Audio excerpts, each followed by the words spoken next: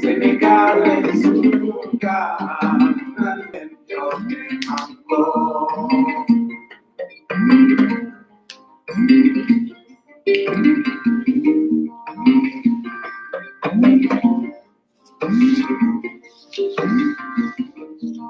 Senegalese lugar, melhor de mambo.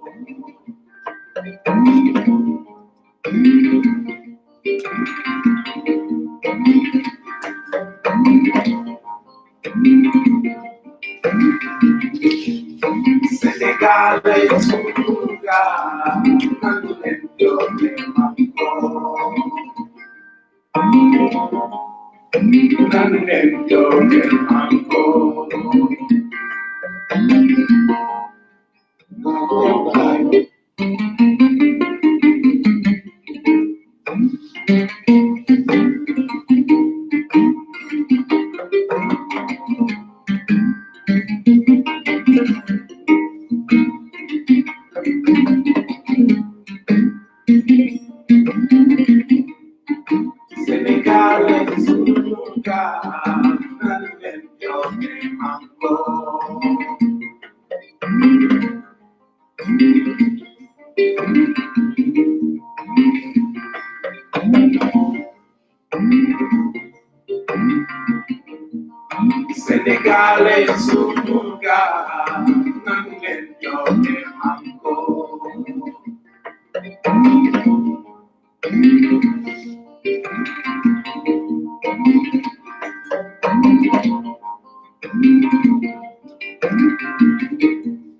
Senegalese lugar,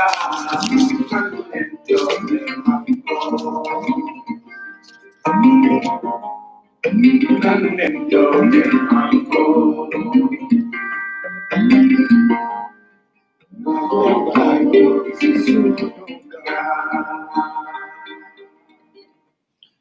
jërë ngeen jëf la famille ñu am mbégte lool di janoog yéen di leen nuyu bu baax a baax léegi sax il faut que may commencé di jaar ci turu gaay yi may tooñ di ma wax ne ma nëbir am sama benn xarit bu tudd Aline Diop saa bu ma ko woowee rek mu ne ma ñang nëbir bi daa caat nga ne signalé naa dossier foofu de suba conseil des ministres dina tàng jër suba conseil des ministres dina tàng jër laa la wax li président dafa mer de ah Goudouma Sissoko ma ngay depuis Norvège maa ngi leen di nuyu bu baax a baax ku nekk ma lay jox sa wàccuwaay sama gaañ maa ngi leen di nuyu gis naa taxaw bi gis naa dynamisme bu am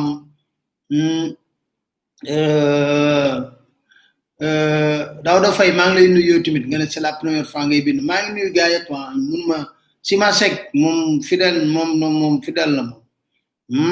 ñoom ñëpp gars yëpp kon nag am nañu mbégte lool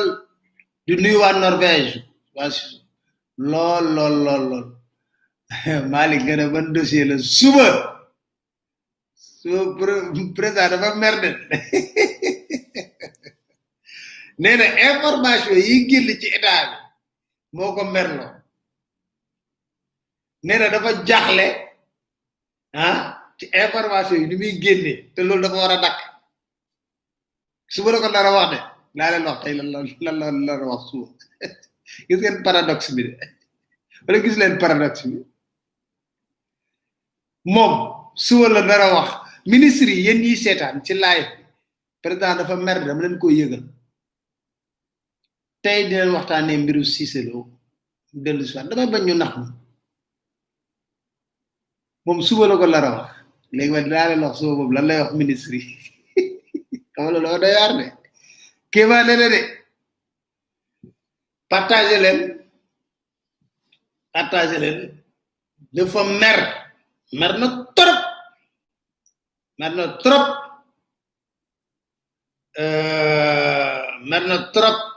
mais biram jol la ci wañ su loxo yegogul fenn ñu xam lepp buñ ko waxon dëkk bi toj cia ilaha illallah mom moko wax sax mom neena secret amatul ci gouvernement bi partager len ñu waxtaan tay mom dañuy waxtaan xam nga damay bëgg des fois ambiance bi neex ñu waxtaan c'est la famille li ma doon wax c'est la famille dafa am famille underground no ñep ma ngi leen jox respect li jox seen waccu way serigne ci bari nga xamne ñi ngi may wo téléphone ma am ci ño xamne damay jokk ak ñoom guddeeg beccëk ci journée bi plusieurs fois ñuy wax ak man kon damay wax ne ñooñu timit ma ngi leen di sant leen gërëm xamna dal ku lim joom mais vive la famille mais vive la famille la wax liggéey bu rafet ngeen ma ngi gis mu yam masse critique damay suivre telegram bi waxna leen ne souvent man dama ci duggal rek ay information gaay continuer di wax si c'est lo den ci wax waxit ci benen mbir ben livre bu ñu censuré Sénégal livre baa ngi ni ñu ci dellu mi ngi tudd manifeste citoyen coalition pour le dépeçage d'une nation waaye laata loolu dafa la am moo xam ne wareef la xam nga toog fii Ndakaaru rek di wax am na ay doomu Sénégal ba tey jii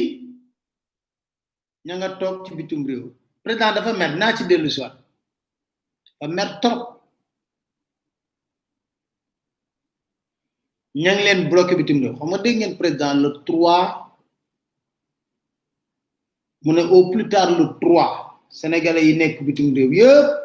tentee leen fa dina leen indi fii mooy discours bu mujj bi dem leen ngeen xooli ko tàppe leen ci net bi ngeen xooli ko le 3 la wax fi may wax ak yéen nii ay doomu Sénégal ñi ngi Congo ñoo waxal seen bopp Dakar Matin. Salaamaaleykum maa ngi nuyu sénégalais yëpp ñun dañ nekk fii Congo Brazzaville depuis le 8 mars suba leen fi am 4 mois 8 juillet mars avril mai juin juillet suba leen fi am 4 mois 4 mois yi nag boobu ba léegi nag ñu ngi naxante autorité sénégalais yi di naxante ñoom tey ñu naan ñu lii ñu naan ñu lee ñu naan ñu lii biñ demee ba xam actuellement nag ñii actuellement dañuy def ay jeux de yo-yo politique di nax nit ñi ci leen actuellement décidé waaye di waajal benn marche bu mag suivi de conférence de presse marche bi nag demande d'autorisation déposé ko ministère de l'intérieur bu Congo Brazzaville waa Kinshasa tam ñu ngi déposé seen lettre au niveau du ministère de l'intérieur et des collectivités du Congo Kinshasa parce que ñaari Congo yi moo am problème état du Sénégal buñ demee ba ci mois de juin jël nañ initiative entre avril juin répatrier tous les Sénégalais qui sont bloqués dans les zones de transit des pays africains, tels que Abidjan, tels que Lomé, Togo, Accra, Nigeria, Libreville, qui est à 45 minutes de vol de Brazzaville, et Yaoundé. Et les autres pays dans la sous-région, tels que le Burkina Faso, le Mali et yeneen dëkk yi nga xam mooy ay Dubaï ñëpp ñibbi na mais problème bi mooy Congo Brazzaville mooy équation ñun toog nañ ambassade bi woon nit ñi le 15 gëri ñibbi le 15 lañ ñu waxoon nañ ñibbi pas le 15 juin le 15 mai ñu takk suñu bagage bay rek aéroport ñu woo ñu di actuellement vol ñëwatul boobaag léegi ñu ngi toog di xaar ba xëy ambassade bi woowaat ñu ngi léegi Sénégal mënatul ñëw on a trouvé compris abat askay maintenant allez acheter les billets à Askai. Pour faire Kinshasa, allez acheter les billets à Satogrou Travel, les Indiens. On dirait que Kinshasa, puis c'est une zone des Nations Unies. Sénégal est une Nations Unies, ils sont au nombre de 23 ou 21. Mais par exemple, il y a 4 personnes, 5 personnes, nous ont des billets. Les actuellement, man Askai, xamal na ma vol mënu ko def parce que instant xamal na ma vol bi mënu ko def ci kaw mënu def vol bi ci kaw actuellement ñi bindu mënuñoo bariwulu léegi nag à notre grande surprise gouvernement Congo dafa décidé tëjaat frontière jusqu'au 31 juillet ça veut dire ñun suñu amul vol de rapatriement au niveau de nos autorités sénégalaises kon ñun on va passer ici la fête fii si aéroport Sénégal ubbi na mais aéroport Brazzaville te ñëpp kon vol mënu fi wàcc vol commercial mënu fi wàcc donc moo tax ñu ngi def benn cri de cœur di ñaan président de la République moom mi nga xam toog na télévision discours face à la nation de tous les Sénégalais qui sont bloqués dans les zones de transit actuellement ils sont bloqués dans 20 différents pays ils seront tous rentrés au plus tard le 3 ma xam nag waa Congo Brazzaville tey la 7 gisuñu avion gisuñu benn autorité bu ñu waxul leer du ambassade du conseiller du technicien du ministère affaires étrangères du secrétaire d'État lépp lu ñuy wax dara du ci dëkk gisuñu ci dara muy saa toog ci émission bi télévision émission Le Point dans actuellement tous les Sénégalais qui sont bloqués ils seront rentrés même d'ici le 3 juillet on va venir tous les vols de rapatriement te vols de rapatriement yoo xam da ngay fay sa xaalis mais non tous les vols de rapatriement mais nous on est prêt à payer mais lépp lu ñu wax dara amu ci loolu nag ñi ngi ñaan Sénégalais chefs religieux yi ñëpp nañu dimbali ñi nga xam ñoo bloqué Congo Brazzaville Congo Kinshasa ñu dimbali ñu ñëw jël suñu parce que sonn nañ suñu hôtel actuellement on est bloqué l'hôtel ñu bloque dans les hôtels parce que Dooraam Sénégal benn appui dafa joxe benn appui de 350 euros 229 000 depuis le mois d'avril bopp léegi actuellement gisuñu kenn koo xam moo ñu ñëw au secours franchement nous on est fatigué et on est très désolé de la part de nos autorités merci beaucoup. Dakar Matin. dégg ngeen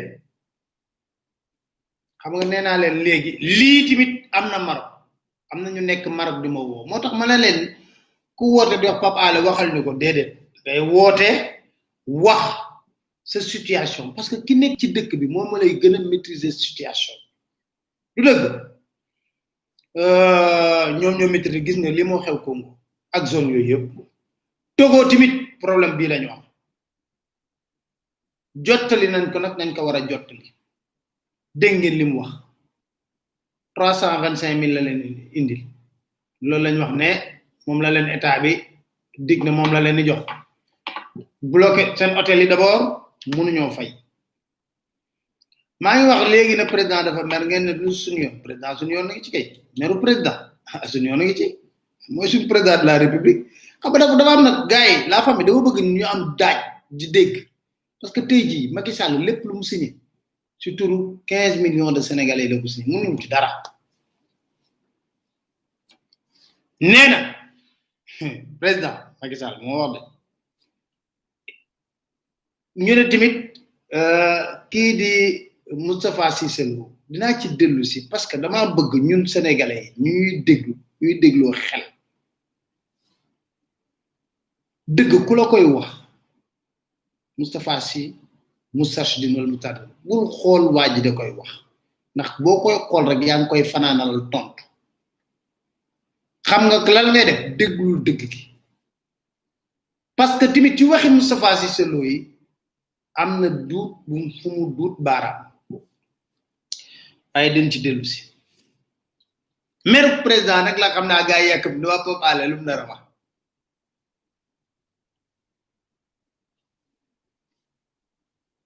président daal suba dina jàkkaarloo ministre yépp ne leen dama seetlu ci wolof nag laa ko wax pour ñëpp mën koo dégg suba loolu la leen wax conseil des ministres ne leen dama seetlu ay manquement fréquent yoo xam ne règle bi tënk état bi war a tax duñu divulguer yenn information secrète chaque jour ñu ngi koy bafoué suba la ko nar a wax de man maa ngi leen koy wax tey ministre yi suba seen nopp yi dina boy dafa mer de président dafa mer de mu ne nag une telle situation peut porter gravement préjudice à l'intérêt supérieur de l'État ainsi qu'à l'efficacité et la crédibilité des structures publiques nee na yéen ñëpp suba loolu lay ubbee suba ba ngeen xam ko bu baax loolee ni def ah na leer ubbi leen seen noppi président mere na leen lool mu ne muy ministre di fonctionnaire di officier ou agent de l'État buy manipuler ay informations classées dans l'une des catégories de secret doivent garder le secret des dites questions, ne conserver par devers eux aucun document, version papier ou numérique, aucune copie de document passé entre leurs mains, aucun matériel ou reproduction de matériel, quel que soit le motif. Néna nak ministre yi suba la leen koy wax de néna leen suba dina leen wax la yeen ministre yi c'est bo ngeen dégg xoma yeen ngi sétal laaj ko xoma sétal leen laaj président suba dina leen wax na leen yeen ñëpp maytu ci kenn ku nekk ci service muy dégg lu tollu ci tarfatul ay ni wala benn pepp suufu xibaar di génn ci biti te ku ko ci defati ay sanctions disciplinaires ak pénal lay tek sa kaw président néna ci fan yu néew mom ci bopam moy présider ben séminaire gouvernemental sur la protection des secrets des affaires de l'État qui sera animé par le service technique central des chiffres et de la sécurité des systèmes d'information président merna de suba li la len na wax xaw na comprendre ngeen wala déet suba moom lii la leen la wax waaye ñun nag xam nga ñun dañoo bëri pexe yi ngi li jënd ba xool conseil des ministres suba nu demee lii la leen la wax je tiens à rappeler que tous les ministres fonctionnaires officiers ou agents de l'État ayant à manipuler à connaître des informations classées dans l'une des catégories de secret doivent garder le secret des dites questions. Ils sont en conséquence tenus de respecter les obligations de discrétion et de réserve et ne doivent pas parler des affaires qu'ils traitent en général, des questions intéressant les services et de ne pas communiquer les pièces de documents administratifs à des tiers, faute de quoi ils seront exposés à des sanctions disciplinaires et pénales.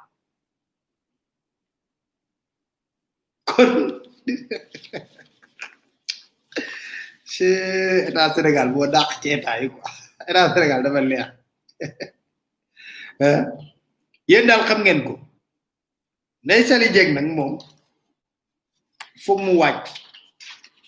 parce que xawma ban xeetu document la joxe xawma ban xeetu document la joxe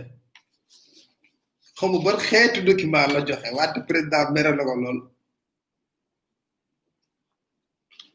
nee na ko document boobu nga xam ne moo jëm ci wàllu élimination des présente de graves lacunes de forme et de fond xawma ku la ko bindal y compris des statistiques et affirmations erronées que des approximations de nature à discréditer notre pays.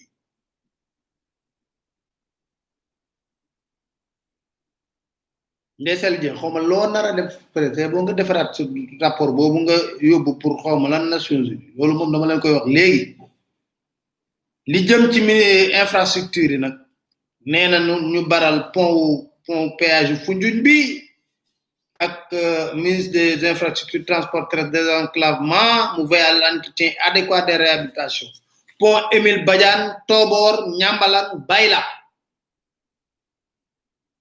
Aaron man maa ngi leen di wax man maa ngi leen di wax dama leen di wax yéen ñi seetaan yéen ministre yi xam naa da ngeen di seetaan live Pape Alé président mer na lool mais xam nga ñun dañuy lijjanti mbir yi nag parce que xam naa ne moom temps yi ni mu leen meree ak lan la waxati suite modernisation marché yi ak espaces commerciaux yi sur l'ensemble du territoire da ngeen ci taxaw xam ko yor waaw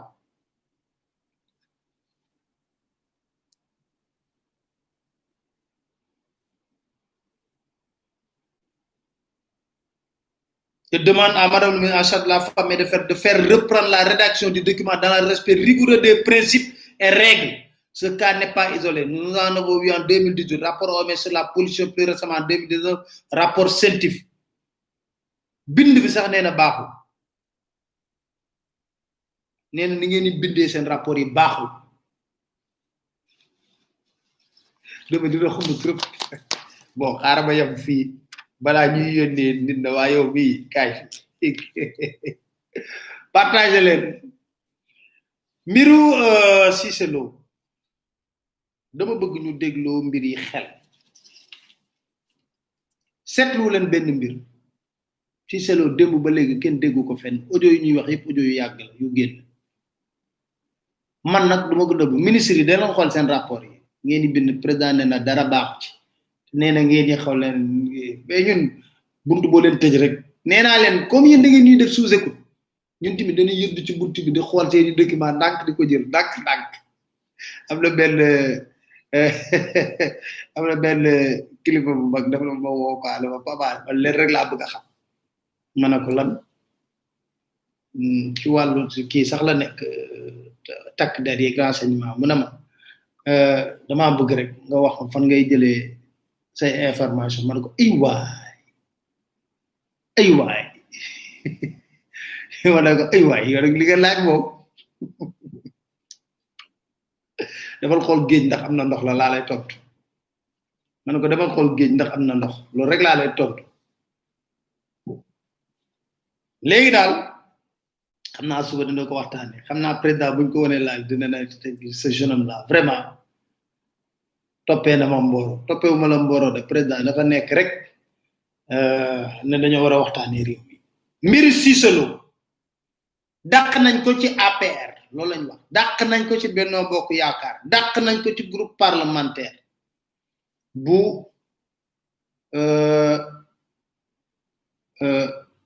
nekk ci li nga xam ne mooy Benno Bokk Yaakaar bu nekk Assemblée nationale te li ma gën a def ay ree commission discipline nit am na transhumant boo xam ne moo dàq ki sañ ci parti transhumant bu dàq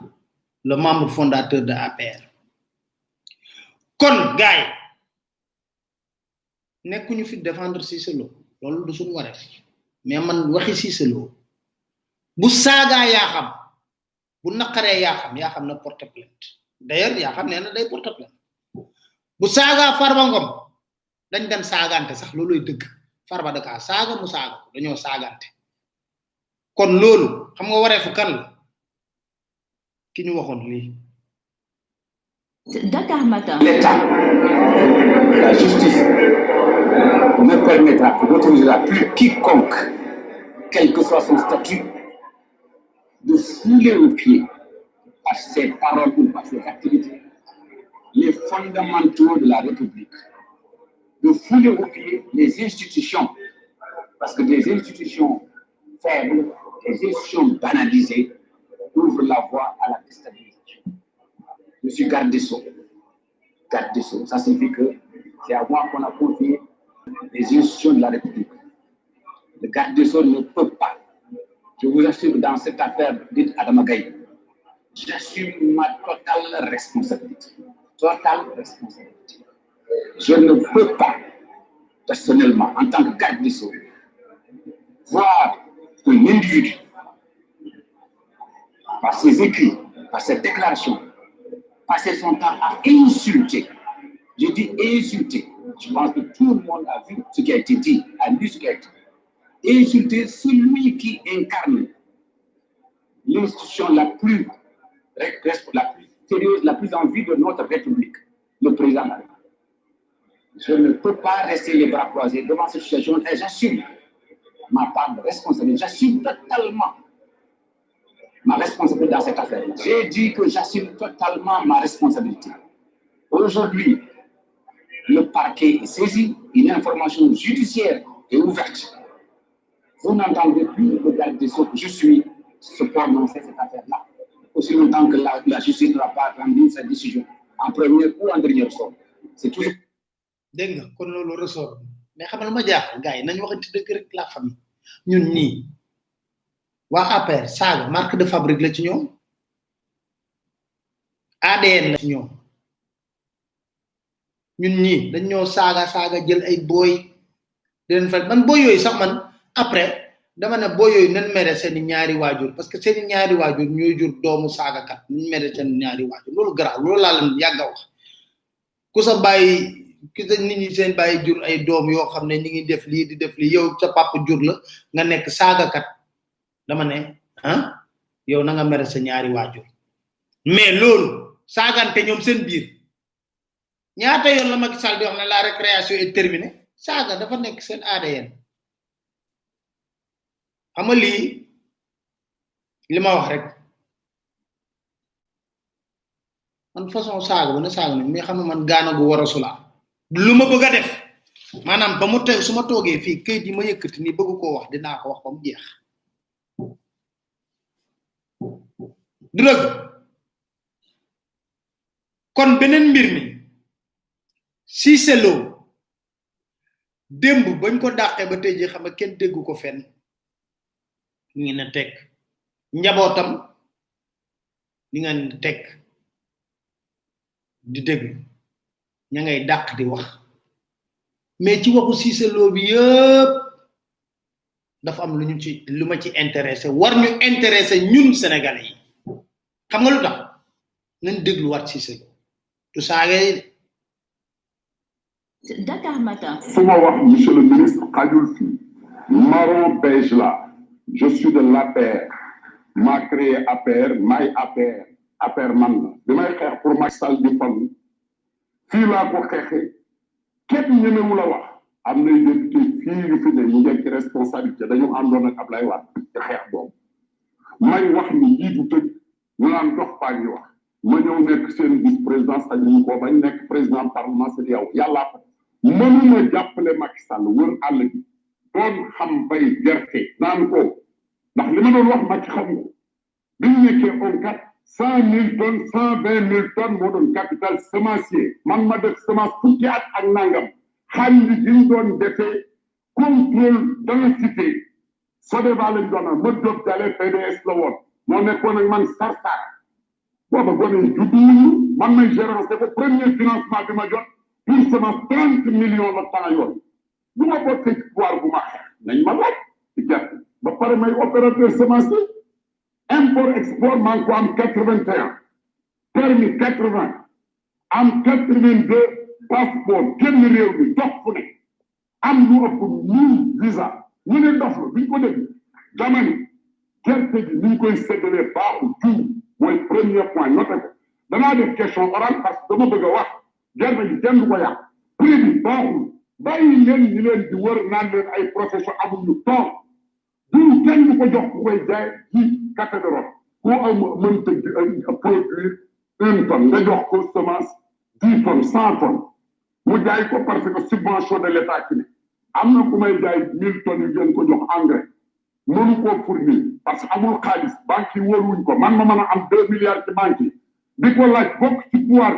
bi di opérateur yi ko président de la chambre de commerce d'industrie ak d'agriculture de Diourbel gone yi nga xam ne bu ñu faloo makkee leen fat ni Cissé Lo du wax di ko saaga du ma ko nangu bu ñu génnee ñaan ma 100 000 1 million bu ñu amee problème 37 millions laa def ci campagne législative yi député yi am na ñu ma ci jox ak ci ministre xaalis 300 millions laa def ci campagne yu Macky Sall nañ ma laaj ci ñu ko jële danaa nangu ay dara si la yori milliards à côté Guinée maa ko formé c'est un entrepreneur yori milliards man waruma yor ay milliards te jàppale pouvoir bi yor ay kayit comme ñoom ji ay opérateur ñu fay ma 14 ans kenn mënu ma chambre de commerce bu ñu ko renouvelé man maay fay tekk fa ne arrêté leen caaxaan yi ñu wax maa fii laay waxee li ma xam bu ma ko waxee àddina tukki barke alquran al karim ay yat ngeen di fa tuba ministre yi génne leen ndax li ma xam naa ko nañ arrêté ku ne ñu jox la cëram man sama wàll du ma nangu ku ko taxaar di jëma fab gone yi naan sangare nekk ci tege ji taxaw café de Rome ak hôtel yi def lu leen neex ñu jox leen ni bon ñu koy jaay ba pare ñu ni ñor na je défie quiconque nañ dem débat lu ngeen fi wax ka Abdou Diouf ba léegi ni moo fi ñor mosu fee ñor xam naa àll bi dinaa def tournée mois de janvier bi ci àll bi laa jëm bu ngeen joxee statistique ni lii la danaa leen wax ni du lii ndax fi ngeen ko teg fan la man maa leen dàq jàng gën leen a xam gerte moo di jañ fada xam na ñu ngi ñii toog daaru musti laa nekkoon ñoo dëkkoon bàyyam bi suma xarit may waxtaan ak moom doomu baykat la mais xam na ne li ma ko wax xam na ko xam na ne xam naa gerte enquête laa nekkoon nekk fekk Saliou Sarr Abdourahmane Touré Sonar fekk ma jaar damay lan ba gannaaru et je vais informer tous les chefs religieux il faut ñu arrêter gerte gi ñuy jox di ko politiquer di ko jox ñoo xam ne ñu bayi ñu amuñu tool ba pare ni ñor na jox leen engrais ñu jaay ko opérateur yi il faut ñu trier ko ndax opérateur yi leen wër ñoom PDS dañ nekkoon nax Ablaye Wade ba mu daanu ñuy défendre lépp ne baax na c'est pas vrai lépp ay tàcc la bu dëgg c'est des mensonges et je le dis haut et fort bu dee loolu nag ku wax Macky Sall dëgg ñu rey la sànni la nañ ma rey ma baleen Dakar Matin. yéen a ngi dégg problème yu Cissé Lo posé génneel saaga yi teg ko fële ngeen dégg problème yu mu posé réellement c'est quoi dafa am benn lobby bu nekk ministère de l'agriculture mu mel ni seen baaya ko moom seen ndonul baay la wala seen moomeelu askan la lu xew muy engrais di ceeb di semence du moins di urée lobby yooyu ñoo koy capté mu mel ni c'est de droit xam ndax dégg ngeen ma c'est de droit da nga ñëw toog ñu defal la 10 tonnes te 10 tonnes yooyu ñun ñoo ko subventionné état Sénégal moo ko subventionné joxuñu ko ñu ko war a jox c'est ça parce que dama ne bu ma déggee tontu bu ko Farba Ngom di wax parce que dañ ko joxul ma ne ko ah parce que da ngeen di joxante parce que boo amee fit laajte c'est parce que da ngeen di joxante voilà le débat man nee naa saaga Cissé Lo ak yooyu fi mu nekk nii nag c'est sa personne lañ bëgg a discréditer lañ bëgg a yàq lañ bëgg a def lu ne loolu c'est leur cuisine interne mais loolu ñun lan moo ñu ñor li waxi Cissé Lo yi wax nee na kan moo fi amul tool bëgg a taxaw na ñor na taxawul fii 2017 def ay ngandi affiche ne l'autosuffisance en riz réglé am na wala amul 2017 ñaata affiche ngeen fi gis loolu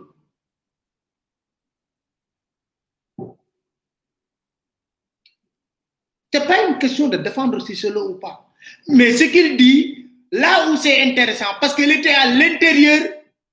xam ko ñëw di ko dénoncer mu am ñoo xam ne daal mais la preuve il les a défiés ne leen yéen parce que daf leen défier ne leen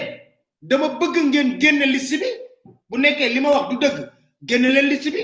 xale yu ndaw yoo xam ne xamuñu dara xale yooyu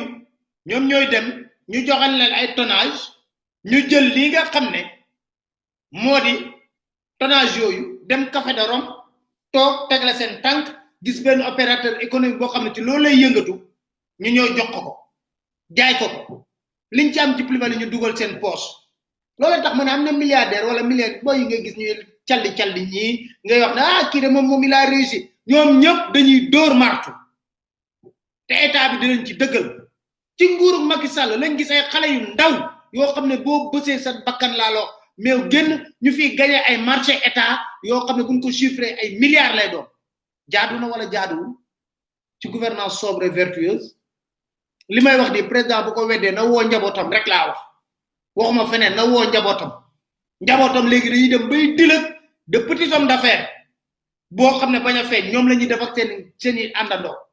c'est ça la réalité donc pour man li Cissé Lo wax xam nga lu ma ci intéressé man ah balaa maa dégg Farba mu ne dof la waaye dof day wax dëgg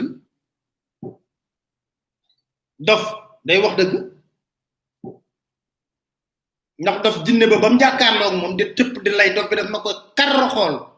muy tëb di lay mu ne ko yow de defe naa doo jinne gu mat ndax xanaa xamoo ne am na ku la jiitu ci man moo tax ma mel ni ma mel boo nekkoon jinne bu mat doo fi dégg di tëpp di lay di nga defi leneen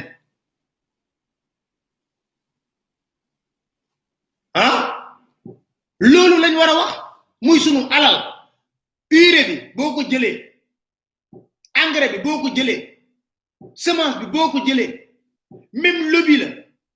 fan lañ mën a dégg tur yi nga xam ne Moustapha Cissé Lo lim na leen yéen jox nañ leen lii ceeb fan ngeen ko jëme semence lii lan leen ci jox foo leen ko jëme fan ngeen ko teg voilà le problème nañu bàyyi ñu ñuy divertir ci ay lan ay saaga Moustapha Cissé Lo ba Moustapha Cissé Lo saaga na saagante biir APR du fa dara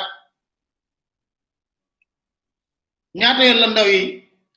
nekk di saagante seen biir ñaata yoon ñaata yoon la ndaw yi nekk di saagante seen biir ñaata yoon la ndaw ñi di nekk di saagante seen biir loolay dëgg parce que buñ nekkee taxaw fii di wax na woy c'est parce que si c'est lo saagana si c'est lo lii si c'est lo laa commencé di wax waaw ñaata yoon saaga dafa sàppe ci biir langue politique ñaata yoon lañ fi dégg fii activiste wax am kenn ku ndaw ku ñëw taxaw barki Dembo Njaay rek laay wax ñoom waa num tudd ñoo lank ñëw ñu def seen manifestation seen réunion seen biir siège ñoo nangu ñëw fekk leen seen buntu siège di leen saaga Guy Marius Sagna taxaw fi di ko wax nag fii dootuñu nangoo ci loolu dootuñu sax mais ban droit lañ am fii ci réew mi ñii ne ñoo lank yéen kay boo leen nangoo dem leen seen siège ngeen nangu foofu def lu leen neex def seen conférence de presse woo ñu leen wax ñi bañ ànd di bañ loolee réew saaga si selo intéressé wu question bi mooy saaga yi c'était dans un cadre purement privé CDP bii ñëpp xam nañ ne c'était privé lu tax ñu jégg ba si yàgg rek saaga yi mel ni robinet bu ubbeeku muy def ratatatatat chaque jour ñu génn la benn audio ne bii si selo moo ko wax parce que commencé woon na jël ay position yoo xam ne commencé na di lim li ngeen sàcc ci building bi li ngeen sàcc ci terre bi li ngeen sàcc ci building bi li ngeen sàcc ci terre bi li ngeen sàcc ci semence bi li ngeen sàcc ci engrais bi li ngeen sàcc ci urée bi ñu ne si selo kenn mënu koo téye te ñëpp ñuy wax yor seen làmmiñ di ratatatatat ci biir APR dañoo fekkee léegi la ma sama benn xarit doon tooñ téléphone di ma wax ne ma est-ce que doo membre fondateur sax APR ndax liñ ci daj dañoo fekkee Ablaye Wade moo woo Cissé Lo ne ko dama bëgg nga xeexal ma Macky Sall mu jógee président assemblée nationale mu ne ko li ngay wax tegoo ko fenn duma ko def te boo ko songee ñu xeexandoo ñu dàq leen moom ak Mbaye Ndiaye assemblée nationale seede rek laay def la xew seen biir nag ñoom la seede laay def président Macky Sall ba kon koy woo di ko jiiñ wàllu blanchiment d'argent commissariat central Cissé Lo ak soxnaam ñoo nekk ci oto ma nekk ci deuxième oto ànd ak cameraman Babacar Ndiaye Cissé Lo génn buntu commissariat di yuuxu Khalifa Sall mii doxee mairie de Dakar ba buntu commissariat ànd ak Galas Kantoom lu ñu fekkee ànd ak Galas Kantoom doomu sëñ Baara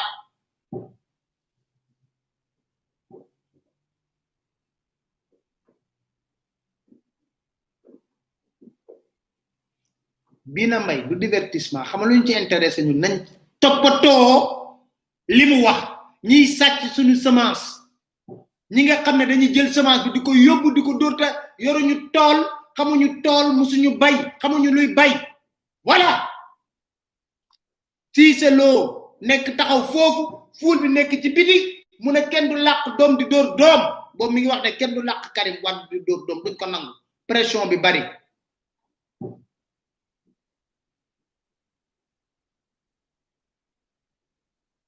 xam nga bew moo fi baaxul ñëpp lañ fi fekkee fii xam bu baax a baax parce que nag yàlla dafa def ñu nekk ndaw mais fekkee ay mbir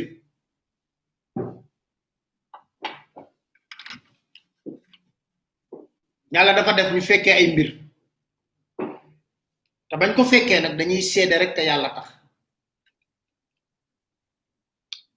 ñu def fii ñëw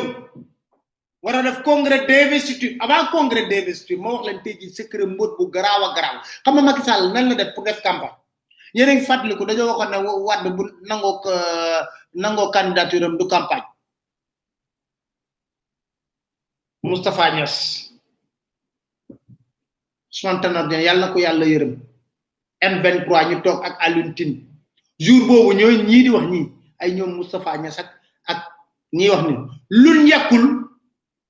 Macky Sall dañ ko fàtte ne daf leen wor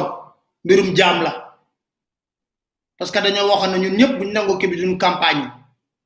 xam nga stratégie biñ teg pour Macky Sall dem campagne 2012 sama lal dama ne woon am na yu bari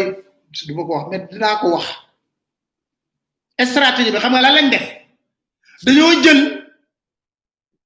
Macky Sall mu ànd ak Aline Badara Cissé soo la dem leen ngeen xoolaat vidéo man li ma leen di wax dama leen di jox ay tegtal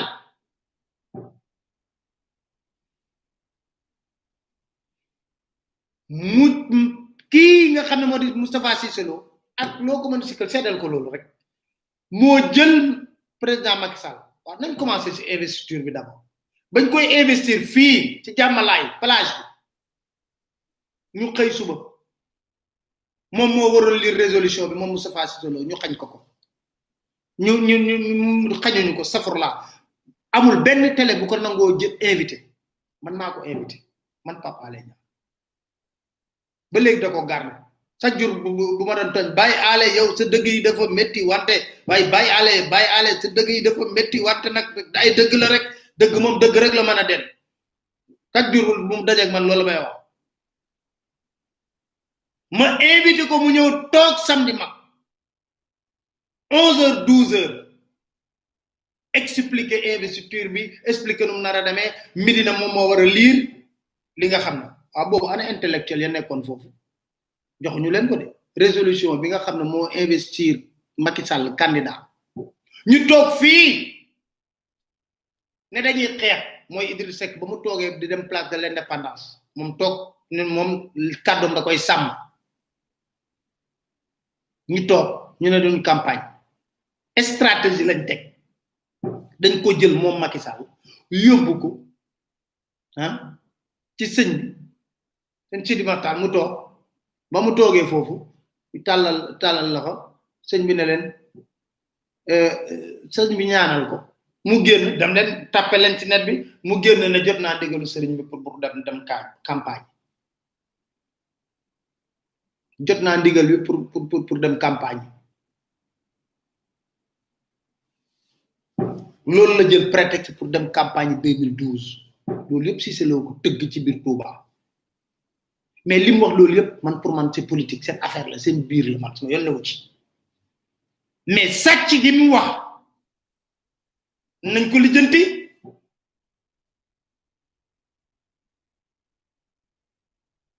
sàcc gi mu wax ne mi ngi ne fang te nag fan la ko waxee taxawul ci mbedd mi wax ko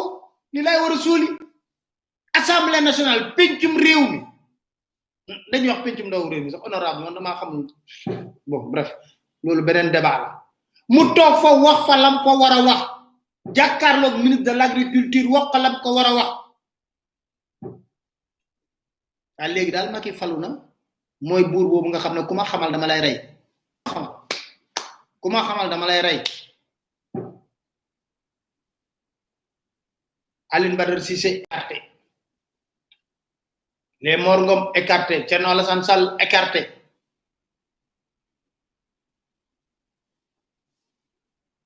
mais bu nekkee ne saagante la de ni sanctionné rek Farba Ngom ak Cissé Lo ñoom ñaar ñoo doon saagante sàcc amul secret d'état ngeen ñi sàcc amul secret d'état ñu leen di weer man dama ci kontaan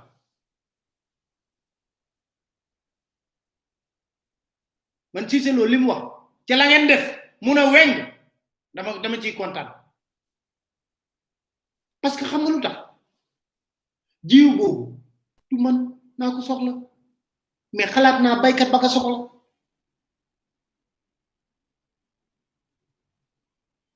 engrais bi du man Pape Alé may bay bi ko soxla mais xalaat naa ne am na ku ko soxla ci baykat yi urée bi am na ku ko soxla ñun bayuñu mais ñi ko mën diko def fi la Cissé Lo taxaw wax ne amna ay anciens internationaux de football yo xamne da leen jox quota gaay di lam salaka mbi ko mballu mu na leen hé dama ne da ngeen bëgg wax ji leer génn leen liste bi publier leen liste bi te liste bi joxe leen ko sole ñu publier ko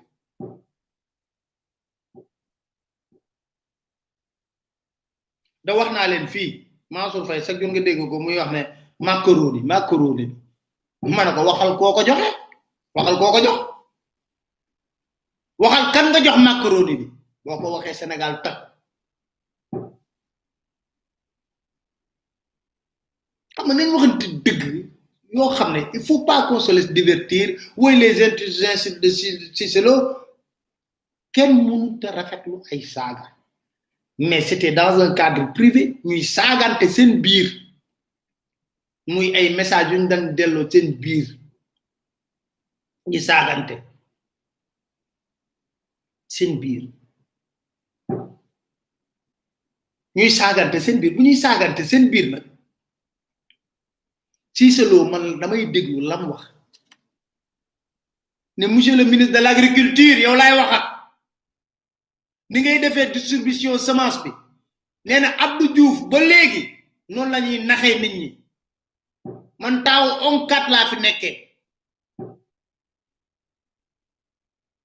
luy ndayu la la wax ni am ño xamné de facto amna quota bo xamné dañ leen ko wara jox luy ndayu de facto am ño xamné quota bi dañ leen ko wara jox fan lañ ko tek dama bëgg ñu wax mako fan lañ ko tek dañ leen wara jox quota mais li Cissé Lo di dénoncer képp kuy gor la wax bëgg Sénégal bëgg suñu mbokk baykat yi mën nga leen dénoncer au nom de quoi quelqu'un parce que fut-il tout simplement un proche du président de la République nga jox ko quota mu dem jox ko keneen jaay ko door ci benn chance mooy li ma daan wax na daana am ci li nga xam ne moo di créance yi état bi du la mën a fay ndeysaan nga kërti liggéey ba sonn yéen a ngi dégg ba la passé ndaw si 50 millions lañ ko yor xam nga loolu du xaalis 50 millions du xaalis si état mënuñu koo fay ñu ne nga kërti liggéey ba sonn état war laa fay non ci nguuruk Macky Sall rek leen gis fay boo xam ne amatul ordre c'est la tête du client même Abdoulaye Wade ba mu fi nekkee ku njëkkee indi sa facture ñu éponger ko fay ko mais xam nga lan la jur ay racketteurs yi mooy ñan mooy ñi nga gis ñu jaaxal la lool xamoo lu ñuy liggéey chaque jour oto bu bees ñu jënd ko am benn bureau am secrétaire nga ne waa ñi lan la ñuy liggéey mu jaaxal la lool xam nga lan la ñuy liggéey benn ndeysaan nit ku sonn lool bëgg a jot ci alalam ci état bi moo ko dul mën jël loolu créance bi bu nekkee 1 milliard waa ji na ko man de boo ma ko joxee moom mën naa la jox 800 millions parce que kooku xam na ministre ba xam na lii ak lii ak lii ak lii kooku jël amuñu pexe jox mu li jël ngoon ci bu seen xamal doom seen bureau yi bu 19h jotee 19h ñoom ñoo fay nekk di xool ni ñu tegee seen dili 19h bu jotee waa ji ñëw ministre bi def ci bon bu ko booyee am na fi man waxuma ko mais ministre de l'économie toogul ne 35 milliards la ñu perte ci exonération bi mais duñ lijjanti exonération yi lan la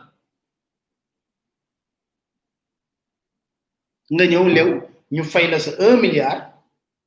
xëyoo gonto midi nga yeew wala 13h ñoom ñëpp soo leen xoolee bu la jox rendez-vous nocturne la des fois ñu ne la ouais mais on peut savoir dernier coup de minuit là man na leen man damay xëy liggéey de minuit mu mënu leen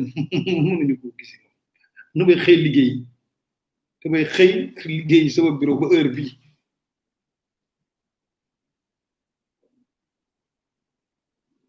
léegi nag lan la ñuy def ñooñu dañuy ñëw dem ci ministre bi parce que c'est un ami du ministre wala un proche du ministre wala am na lu mu koy defal ñu ñëw signé bu signé xam naa suba mu dem trésor xaalis bi génn bu xaalis bi génnee ñu jox waaj na ko gis nga de dama dem lijjanti sax man aw ma ci dara am 800,000 yu noonu waaj bu yéwénee ba yéwén sax yëkkati benn 50 millions dolli la ci fekk yow dóor nga 250 millions dugal sa poos te yoon new ci. Voilà comment fonctionne ce pays. Exonération yi nañ ko wax mais dañ leen di jox xam nga DIPA yi génn na xam ngeen ni DIPA mooy li ñuy jël pour que DIPA yi génn na jot naa ko dem liste bi laa la wax ni buñ ko maa ngi koy lijjanti liste DIPA man nëbbatuma xam nga ku la wax li président nar a wax conseil des ministres suba nëbbatuwul xam nga nëbbatuwul man nëbbatuwul ba gën nga suba dinaa leen xool DIPA yi maa ngi lijjanti xool DIPA yi ñan la nga xool parce que dañuy jox ay nit DIPA ñoo ñu wëlbati di ko jaayaat ministre du commerce dañuy joxe ay DIPA yi moo indi woon mais non c'est pas vrai tu te dis que non des fois da ngay jég bu chàgg xam nga su ma wax ma ne da ngay découragé wu DIPA yi day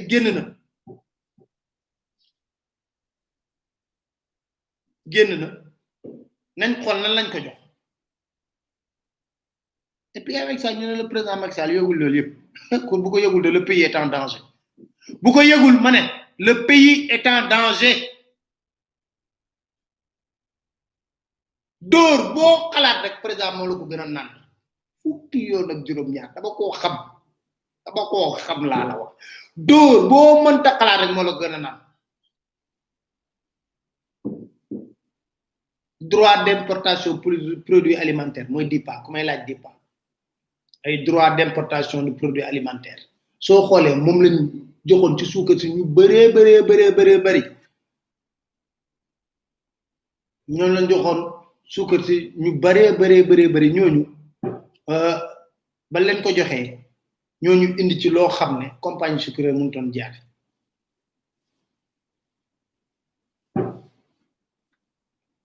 voilà loolu il faut mu leer si c'est loolu yëkkati loolu rek ñu bëgg ñu tam ko dëmm na waaye rek woo ngeen naan ci buuxante si c'est loolu rek ay doomam rek mën nañ toog defante génn ba mu saf sap man nag dama ne xamul ma ci intéressé man li ma siisaloo nar a wax wala nar a génn ci révélation ci njuuj njaaj jeeg càcc gi ñëw parce que moom moo dañoo waxoon ci gouvernance sobre vertueuse nañu wax ci loolu effectivement c'est ça qui nous intéresse nous moi c'est ce qui m'intéresse il a insulté Farba Ngom c'est le cadet de mes soucis il a insulté Yakham c'est le cadet de mes soucis c'est le cadet de mes soucis mais il dit que semence yi yeneen koy sàcc di ko jox ñoo leen ko war a jox ma ne ko si c'est loolu intéressé na building administratif bi li ngeen ci sàcc ma ne loolu intéressé na terre bi li ngeen ci sàcc ma ne loolu intéressé na ma ne leen loolu intéressé na ma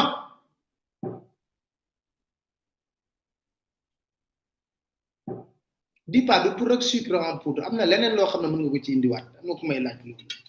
loolu rek ma ci du loolu beneen mbir bi mooy la problématique de la bonne gouvernance bu Cissé Lo wax bon xam nga man loolu tax ma ne waxi Cissé Lo yii nopp bu wér moo koy dégg te nag jàpp nañ ñam nañ nopp bu wér beneen mbir mi gis nga livre bi état Sénégal daa bañ mu dugg Sénégal xam nga lu tax kii mooy ki nga bind mooy El Hadj Ibrahima Dia El Hadj Malick Dia dama juum El Hadj Malick Dia bokk na ci ñi nga xam ne damay wax ne en matière de couveuse poussin moo ko fi njëkk a tàmbali ci Sénégal doon ko defar xeex nañ koo xeex nag tey laa jot ci téere bi ñi ngi koy jaay bu baaxa baax ay France ak yoyu parce que da leen expliquer lu bare di wax Sénégal sàcc gi nim fi démé hein wax lu bare l'économie des visas d'entrée de sortie du territoire économie de transformation la gestion des mines et des richesses naturelles système bancaire et financier la transhumance la gestion du foncier le transport en commun les systèmes de corruption et de concussion tard sociétal et culture les dépenses d'infrastructure et autres dépenses publiques loolu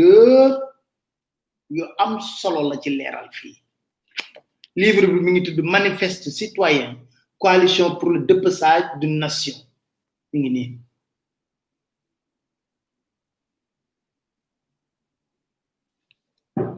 wuti leen ko lire parce que damay bëgg la famille ñun timit ñuy am culture de lire di lire lu génn ci réew mi Sénégal ñu lire xam ko kon lolu dina fexé manifeste citoyen coalition pour le dépeçage manam boko tuddé moy gis-gisu ben citoyen ne coalition yi fi am xamul fi am pour fess réewum Sénégal la fess réewum Sénégal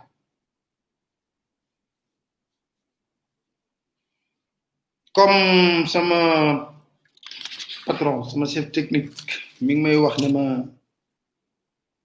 heure bi jot na wax naa leen meru Macky Sall suba conseil des ministres noppi na ngeen déglu day Sali Dieng say boo xawma ban dossier ban lan nga bind lan nga ban document nga bind noonu te boo nga xool noo koy defaraate ñu ne ci bind baaxul nee na bind yu bon ngeen di bind document yi ngeen di bind kon xawma ndax gars yi man nan laa war a def est-ce que dama war a may on a 3 minutes hein ma may 10 minutes téléphone si vous voulez wala ñu yamale ko fi rek may bañ bu leen keuf yóbbu xam nga seigne Al Maktoum de sam da dan wax bu reuy Moustapha si sax doon ko wax neena ngelaw day dugal xop ci pax mais du ko fa génné mukk bu leen nangoo doon ngelaw loolu pax xop boobu ñuy dugal rek coow li ñëw ba rek ngeen topp coowul saaga yi di wax saaga yi non te doole ji nekk ci bëy ba muy tëbi bu ko raw dafa nekk ci ñay bam na dégg moo tax man information bu ñëw damay ne tekk ne information bi man lan moo ma ci intéressé Farba Ngom yàgg naa saaga ñëpp di ko dégg ngeen koy naxar kenn mujjul fenn poñe na fi préfet administrateur mujjul dafa kon ñi bëgg voter pour l'extérieur ils peuvent appeler hein defena on a ak ñi bëgg ki si bon si c'est possible sinon on est juste à la fin de l'émission hein kon yoyu ay mbir la yoon top leen li nga xamné mo leen wax 15 minutes d'accord 15 minutes de plus soit 88 628 18 18 88 628 18 18 ça c'est le numéro bi ngeen mëne woté ak benen bi moy 00 221 33 841 21 41 je crois c'est ça voilà donc très rapidement sinon on peut arrêter aussi ici fi li nga xamné modi amna sama gaay yeen gaay nak yeen ma wax né rijal bay len rijal mu tok ma ngoy jema wo me rijal hein waaw donc rijal dina xamna dina ko jema wo pour ñu wax ak mom mais yalla def na ne mënuñu ko am bobu bo légui ma togn ko touti xara ma xol leen ndax dina am rijal dama leen wax rek parce que yeen da ngeen bëgg rijal trop da ngeen bëgg rijal trop da ngeen bëgg rijal trop donc kon gaay xamna ko ñu tagato rek baye ma dem noppulu ji parce que suba amna face à Pape Alé avec le juge Ibrahima Dem inshallah Ibrahima Dem le juge Ibrahima Dem amna ko amna ko le juge Ibrahima Dem amna ko suba inshallah ñu wara xol nu ñuy fexé ba waxtaan ak mom donc pour ñu xol Ibrahima moom na face à Pape Alé hein demain gars kon donc demain c'est à 22h je crois mais bon on va essayer de faire le maximum ma xolal len Rijal wala ma bayyi non tay mom mënu ñu yok parce que nak dimanche moy tribune libre tay sax du tribune libre ba waron def ba wara def rek dem mais Rijal mom bon légui xaaral ma jëm ko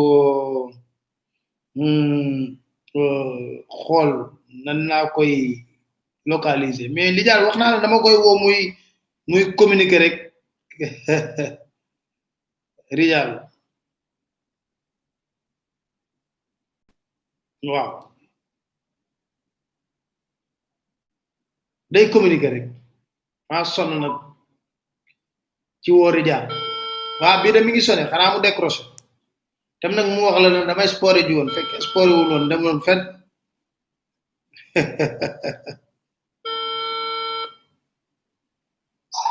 mais Rijal mais Rijal internet yi ñoo la nam man xam nga man namuma la chaque jour ma dégg la dama nekk di live ni gaay di ma wara wol ñu Rijal pour mu nuyonté ak ñun voilà légui nak nuyonté la gaay dégg nga gaay ak lay dégg en direct ayca parfois damay nek sal waaw di entraîner xam na lolu mo tax waaw légui nuyonté la ñom yu juyo waaw mais ma ngi gënu ni yalla mo def dama jël ni mais yenn say dañuy jiw ndax instant bi moy téléphoné waaw day fekk yenn say ma nek salle d'entraînement ok mais yaa ngi ci jàmm mais ma ngi sant bu baax mais waa Rijal gars yi ñoo la faa fi nekk lii rek di la nuyu leen après ma bàyyi la ak sport yi waaw xam nga waaw yow boo nekk ak ñoom rek waaw man na la man nekk naa ak ñoom waaw parce que asalaamaaleykum wa rahmatullah ci pap waaw xam nga li ñuy wax ay jaare ni waa famille yëpp li moom bokk cursus li waaw dëgg yàlla moom ko da bàyyi fa mu sedd li nga li fi nga la wax moom dañoo war a bàyyi tam dañ ko war a bàyyi mu sedd amul saaga moom sedd absolument li intéressé réew mi li ñu intéressé yooyu dafay am solo absolument am na ñu bëri ñu xamante ne xamuñu parcours Pape Alé Niang waaw xamuñu sama parcours mais il faut ñu xam ne de primaire jusqu'à l'université Cheikh Anta Diop waaw ba léegi jóge wuñu si li ñu nekk nii mais am na ñu xamante ni ne buñ ñu xamul suñu démb mënuñu ko mënuñu tey ji mënuñu xam ne ñii nekkati li ñuy def ni yàgg nañ dañ ko gëm waaw dañ ko gëm di ko dund te yaakaar naa ne xeex weesuwul école yi nga xamante ni ne li yàlla defee ñu nekk fi yor tëngëj dañ leen daan faire face muy Mbengue Diop waaw ñooñu bu xam ne dañu am parcours ci ay rôle yu am importance si réew te terewul ba ñu nekkee li ci Ablaye Sati di nga wax xam nga ko bu baax bu baax a baax dañ daan toog mu naan ñu xaar leen ma si biir ñu ne ko duñ la xaar boo mënee toog boo mënee ñëw nga ñëw boo mënul ñu dem suñu yoon parce que duñu toog di la xaar ba heure boo amee jot ñu door waxtaan ak mel ni Mbaye Jacques ndeysaan dem si yàlla yàlla ko yàlla xaari àjjana amin amin amin mu am cër bu ñu jox donc réew mi tey am na loo xamante ni ne bu ñu koy def man ay ree daf may jàpp dëgg la de ay ree daf may jàpp parce que man xam naa li ngay def lan la xam naa ko waaye ku xamul démb mënoo xam tey ba xam li di ñëw absolument am na ñu xamante ne parfois quand ils marchent ils sont seuls alors que ils sont beaucoup plus légitimes que l'homme politique qui est là que le ministre que le directeur de société ou tant d'autres personnes qui sont là absolument et cette légitimité wane wuñ ko par des meetings ou par des réunions te buñ ko wane woon tey ñu xam ne ñoom ñëpp amuñu mbooloo dëgg la de te li ñuy jëf ak te li ñuy jëf ëppale wuñu li ñuy jëf si réew mi dara la ñu ëppalewul ci réew mi ñi ngi def ay affaire ñi ngi def yoo xamante ni ne tey buñ ko doon wane ci télévision ko doon wane ci télévision ñu naan non ñii defuñu ko absolument jëmale ci réew di ko jëmale ci néew doole yi du korte du dem xarit du koor du même assumption wala pak mais dafa am yoo xamante ni ne jarul def parce que bi def ngir yàlla doo wanew dëgg la parce que yàlla moo tax ñu di ko jëf dëgg la Omar li ñuy defal suñu réew aussi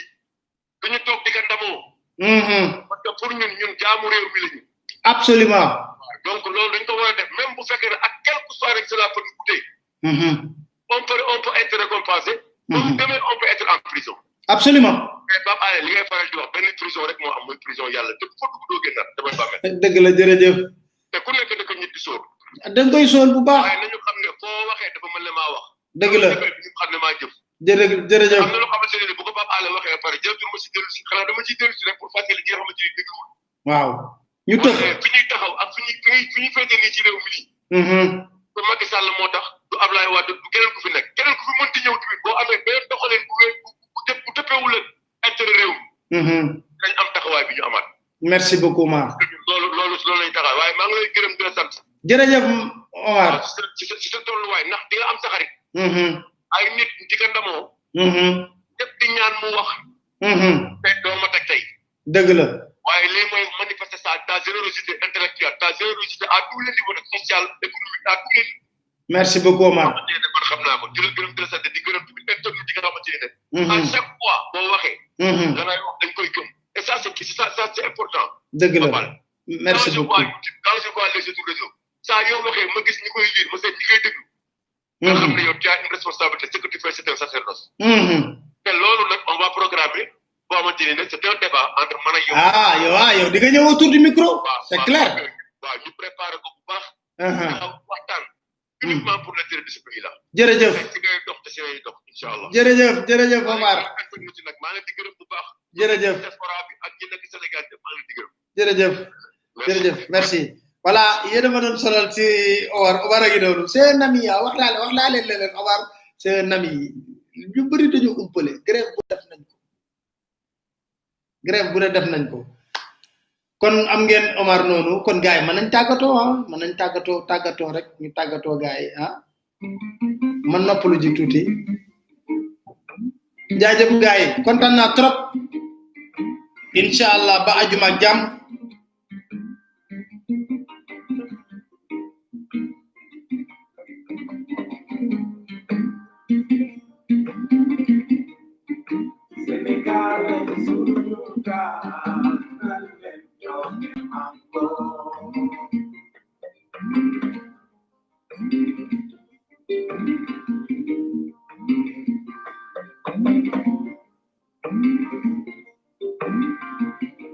bàyyi leen malet Amadou bi baax la sama gars yi avance valise ban nga bëgg yow